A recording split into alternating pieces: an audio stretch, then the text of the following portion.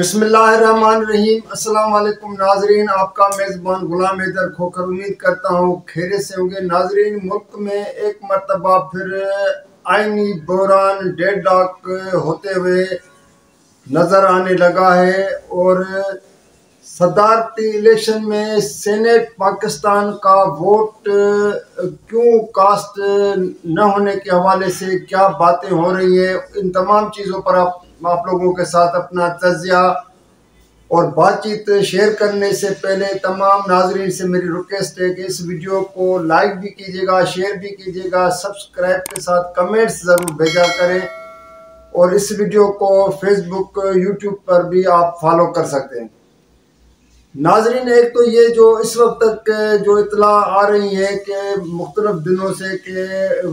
Senate secretariat کی طرف سے یہ کہ الیکشن کمیشن کو پارلیمانی وزارت کی طرف سے یہ پروپوزل کیا ہے کہ صدارتی الیکشن جو ہے وہ 8 یا 9 مارچ کو اگلے ماہ کرایا جائے، جبکہ سینیٹ پاکستان کے 50 سینیٹر 11 مارچ کو ریٹائر ہونے جا رہے ہیں۔ تو یہاں پر جو میری آئینی ماہرین سے بھی بات ہوئی ہے، اور مختلف وہ سابق سیکریٹری الیکشن کمیشن پاکستان کے ریٹائر سیکریٹری ہیں کنور دلشاد، بہت بڑا نام بھی ہے اور آپ جانتے ہوں گے، تو اس سے میں یہ بات ہوئی تو اس کا یہ کہنا تھا کہ آئین میں کبھی اگر عمل درآمد ہو جاتا تو پھر تو ایک یہ راستہ ہے کہ صدارتی الیکشن میں سینیٹ پاکستان میں جو صدارتی الیکشن کا جو انتخاب کا جو ووٹ ہوتا ہے وہ تو ہمیشہ جیسے نیشنل اسمبلی اور چاروں صوبائی اسمبلی کے ارکان کرتے ہیں، سینیٹ پاکستان کے بھی کرتا ہے، لیکن کیونکہ سینیٹ پاکستان کے 50 سینیٹر اگلے ماہ 11 مارچ کو ریٹائر ہو رہے ہیں، تو وہ ریٹائرمنٹ سے 2 دن یا 3 دن پہلے ووٹ کاسٹ نہیں کر سکتے، اخلاقی طور پر نہیں کر سکتے، کیونکہ وہ تو ریٹائر ہو رہے ہیں، اور جو ریٹائر ہونے والے ہیں وہ 5 سال کے لیے ملک کے صدر کو ووٹ کیسے کر سکتے ہیں۔ لیکن یہاں پہ کیونکہ آئین کی بات ہے نہیں، اور آئین اس حوالے سے خاموش ہے، اخلاقی طور پہ جو ہے نا یہ بات ہے کہ وہ ووٹ نہیں کر سکتے ہیں، ایک ان کا یہ، لیکن میرا اپنا تجزیہ یہ ہے کہ اس وقت تک تو الیکشن کمیشن نے سینیٹ کے انتخابات کرانے کے حوالے سے کوئی بھی شیڈول جاری نہیں کیا، جبکہ آئین میں یہ ایک درج ہے کہ سینیٹ پاکستان کے الیکشن جو ہوتے ہیں وہ جو ریٹائر ہوتے ہیں ممبران، یعنی 11 مارچ سے جو ریٹائر ہوتے ہیں ان سے 1 ماہ پہلے ان کا شیڈول آ جاتا ہے، اور اس کے بنیاد پر پھر سینیٹرز کا انتخاب جو ہوتا ہے وہ نیشنل اسمبلی اور چاروں صوبائی اسمبلیاں کرتی ہیں۔ تو اس وقت تک تو بالکل جو ہے نا اس حوالے سے الیکشن کمیشن میں خاموش نظر آ رہا ہے، اور دوسری طرف ابھی تو شروعات ہوئی ہے نیشنل اسمبلی کا، تو ابھی تک جو نئی منتخب ہو کے آئی اس کا ابھی اجلاس نہیں بلایا جا رہا ہے، اور صدر کو کہا جا رہا ہے کہ سمری بھیجی گئی ہے کہ 27 یا 29 فروری تک اگلے 2-3 دن میں یہ صدر کو اجلاس بلانا ہے۔ لیکن یہاں پر اسحاق ڈار نے جو لاہور میں آج میڈیا سے بات کی ہے تو اس کا یہ کہنا ہے کہ اگر صدر 29 تاریخ تک اجلاس نہیں بلاتا ہے تو 29 فروری کو جو نیشنل اسمبلی کا جو نئی منتخب نیشنل اسمبلی کا اجلاس از خود ہو جائے گا۔ اب یہاں پہ یہ بھی سوال پیدا ہوتا ہے کہ صدر کے بلانے کے بغیر، سمری کے سائن کرنے کے بغیر اجلاس کیسے ہو سکتا ہے؟ اب اگر اسحاق ڈار کی اس بات سے اتفاق کیا جائے تو اسپیکر اجلاس کیسے صدارت اعلان کر سکتا ہے کہ ہم نے اجلاس بلا لیا ہے، اور وہاں پہ پھر ایک مرتبہ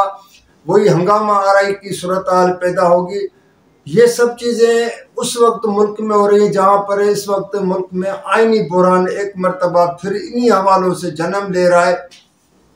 کہ اگر ماضی کو ہم تھوڑا سا میں آپ لوگوں کو تھوڑا پیچھے لے کے جاتا ہوں، 1 سال پہلے جب عمران خان نے اپنے گزشتہ سال پنجاب اور خیبر پختونخوا اسمبلی کو ڈیزالو کرایا تھا اپنے وزرائے اعلیٰ سے، تو 3 ماہ میں الیکشن ہونے تھے، تو اس وقت وفاق نے اور تمام اس وقت کی جماعتیں جو پی ٹی ایم کہتا تھا شامل تھی، تو ان کا یہ اعلان تھا کہ کچھ بھی ہو جائے اور یہ انتخابات نہیں ہو سکتے ہیں۔ اور وہی ہوا کہ 1 سال سے زیادہ 2 صوبوں میں نگران حکومت رہی۔ پھر جب گزشتہ سال پنجاب اپنا وفاق کی جب نیشنل وفاقی حکومت ختم ہوئی، نگران حکومت قائم ہوئی، اور 2-3 دن پہلے شہباز شریف نے اپنی اس وقت اسمبلی کو برطرف کیا تھا، اور تو اس کے بعد 3 ماہ کے بجائے نیشنل اسمبلی کے صوبائی اسمبلیوں کے جو انتخابات 3 ماہ میں ہونے تھے وہ 4-5 ماہ اس میں لگ گئے، اور الیکشن کمیشن نے بھی مزید 1-1.5 ماہ کا وقت لے لیا، جس پر 8 فروری کو جا کے انتخابات ہو۔ تو یہ سیاستدان خود ہی ایک موقع فراہم کرتے ہیں، اسی طرح کے ملک میں یہ بحران رہے۔ اگر یہ سیاستدان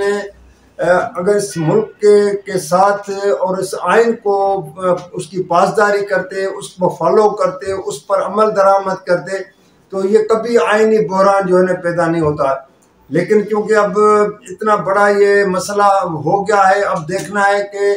تمام چیزیں صدر کے اختیار میں آ گئی ہیں۔ جو بے اختیار صدر عارف علوی ایوان صدر میں بیٹھا ہے، لیکن کبھی کبھی ایسے مراحل آتے ہیں جہاں پہ صدر کا رول جو ہے نا ایک امپارٹنٹ کردار ہو جاتا ہے۔ اب دیکھنا یہ ہے کہ صدر اسمبلی کا اجلاس بلاتے ہیں یا نہیں بلاتے ہیں، کیونکہ کہا جا رہا ہے کہ صدر